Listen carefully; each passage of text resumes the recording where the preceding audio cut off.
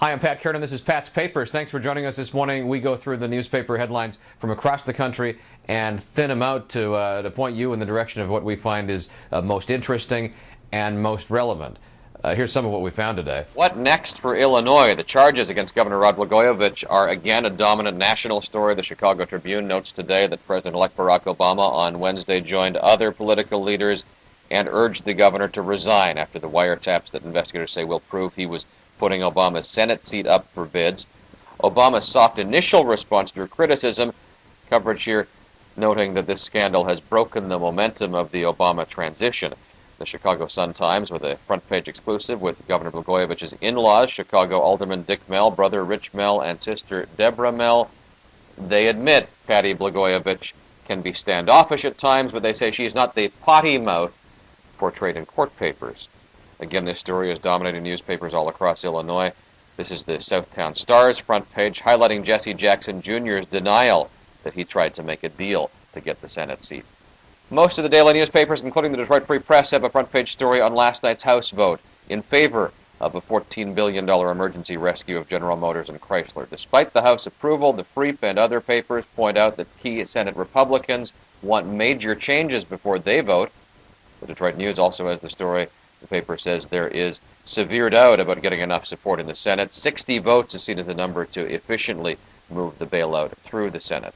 To football, the Heisman Trophy will be awarded on Saturday. LA Times sports columnist Jerry Crow has a story about getting the 1979 trophy back into the hands of the man who won it.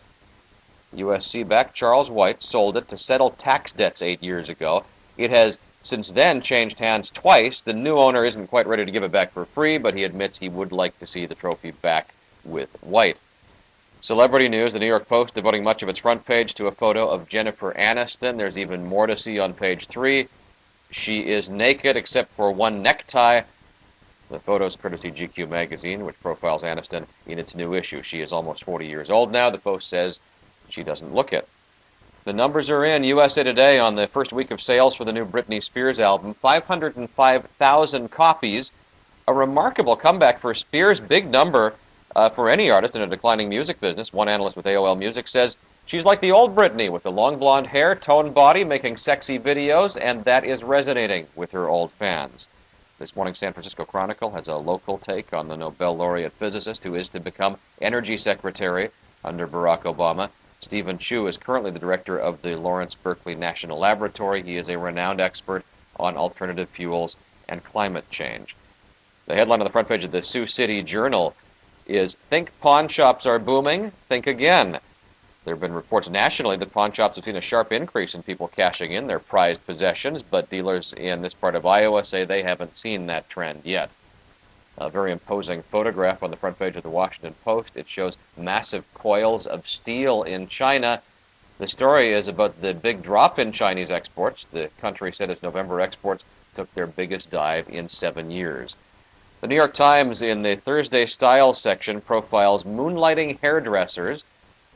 The story describes half a dozen people who secretly converge on an apartment to meet with a hairstylist after dark. The stylist works at a high-end salon by day and then quietly takes clients at night for a fraction of the price for the daytime salon cut. From the marketplace section of the Wall Street Journal is $1 video rental kiosks called the Red Box are quite popular around the country. There are 12,000 of them, but Universal Pictures says they are too cheap. It's involved in a court battle over whether it is able to block access to its movies for the automated video rental machines.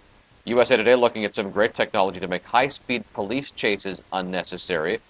And this is a gadget that James Bond would love. The police car is equipped with a launcher that can fire a glue-covered GPS transmitter. They shoot it up toward the suspect car. It sticks to the back of the car. Then the bad guys drive off with the police able to track their every move. As the vote-counting controversy in Minnesota continues, Al Franken's Senate team is skipping the online comedy, instead putting up 7 tug-at-the-heart stories on YouTube. The Minneapolis Star-Tribune reports these stories are designed to put pressure on the local canvassing board to count disputed absentee ballots. One video has a quadriplegic man saying he deserves to have his vote counted. Speaking of YouTube, the New York Times has the front page story about people making so much money with their funny videos that they have been able to quit their day jobs. The photo has Michael Buckley sitting in his home studio. He creates entertainment reports from his home in Connecticut. His What the Buck segment has been viewed 100 million times. Finally, two stories about winter. The Billings Gazette calling it a winter of uncertainty at Yellowstone National Park. For the past 5 years, the status of the snowmobile industry at Yellowstone has been up in the air because of various lawsuits and court decisions. Opponents don't think snowmobiles are in keeping with the spirit of the national park.